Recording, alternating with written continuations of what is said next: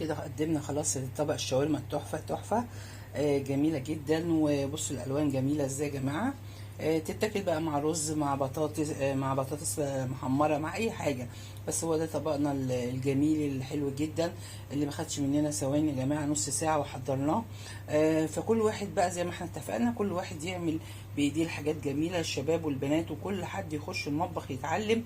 الاكل جميل جدا في البيت ونضيف جدا، وحاجه بقت غاليه، فاحنا على قد ما نقدر يا جماعه نوفر. واشوفكم في وصفه جديده، كل سنه وانتم طيبين، باي باي. اهلا بيكم، ازيكم يا حبايبي، عاملين ايه؟ النهارده بقى المنيو بتاعنا برضو شاورما فراخ لحمه يا جماعه. فانا قلت برضو هوريها لكم على السريع. انا برضو كنتش بصور، بس جايه اصور برضو لحبايبي كلهم قالوا لي عايزين تصور لنا الاكل وكده، فانا بعمل تطوع لله والله مش اكتر. فانا دلوقتي حابه ان انا اخش على المقادير على طول. انا بعمل لكم نص كيلو شاورما لحمه، اوكي. ومعايا 4 بصلات بقطعها كده جناحه كده جنوان، بحيث ان هي كل واحد يقطع، بس انا بحبها كده للشاورما يعني. ومعايا برضو 4 فلفلات اخضر، وفلفلين حار، و4 طماطمات برضو مقطعاهم يا جماعه، وشايله منهم قلب الطماطم.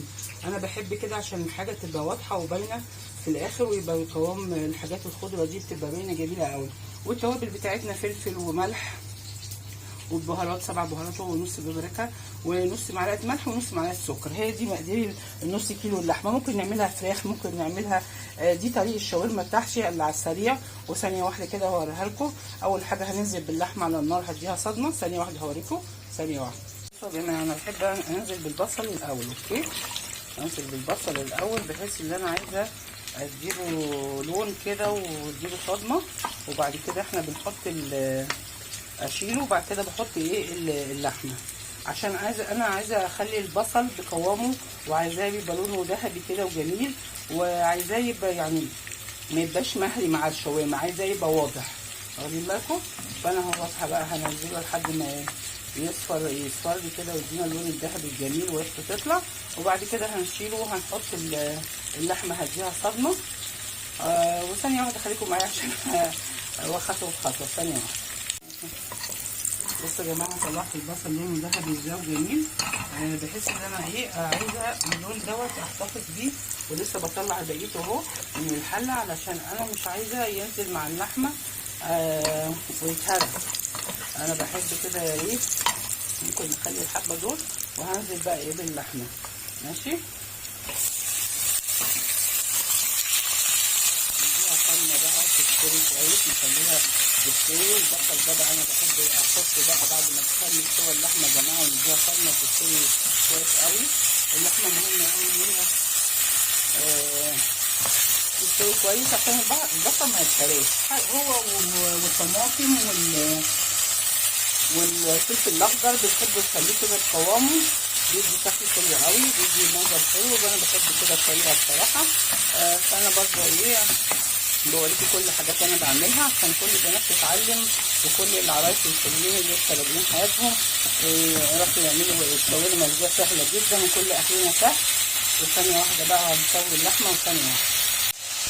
بصوا حبايبي، انا في برضه انا شلت الملح والسكر، انا حطيته على البصل علشان بيتكرمل معانا. احنا هنحط التوابل بس دلوقتي على اللحمه، اللي هي البابريكا والسبع بهارات والفلفل الاسود والبابريكا، هم دول اللي احنا بنحطهم على اللحمه. طبعا احنا عارفين برضو نقطه كده على السريع، ان هي الملح ما يتحطش مع اللحمه من الاول يا جماعه، عشان ما يعني الملح بيخليه ما تستويش بسرعه. فاحنا الملح ده على الاخر خالص، بنحط نص معلقه ملح على نص كيلو شاورما.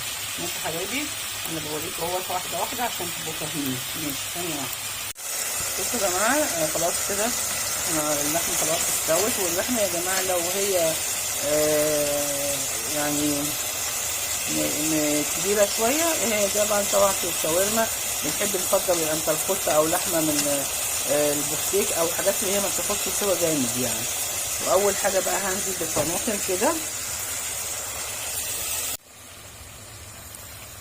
وكده يا جماعه. نزلنا بالطماطم بحيث ان انا عايزه بس اديها بقى يعني الفها كده مع الصوص كده على طول. وشويه انا عايزه كل حاجه زي ما قلنا في الاول، احنا عايزين الخضار بتاعنا يبقى بقوامه، ومش عايزاه يتهري خالص. انا عايزه كل حاجه واضحه، وكل حاجه الطماطم واضحه، والفلفل واضح، والالوان الجميله. بتبقى الحاجه جميله كده زي ما قلت لكم. هننزل تدقيقتين بقى كده. هننزل البصل زي ما قلت انا، نزل يعني شلنا الطماطم، يعني شلنا البصل في الاول وبعد كده حطيته تاني. وبلف بقى كله كده مع بعض كده. تبقى الحاجات الجميله شكلها جميل، وتبقى شاورما حلوه قوي. وكل واحد برضه يا جماعه، احنا اي حد عايز يخش المطبخ يعمل اي اكل، الاكل بقى غالي بره جدا من بره، فاحنا مش عايزين حتى الولاد والبنات وكله يخش يتعلم، يخش يطبخ، يعمل كل حاجه بنفسه. ايه المشكله؟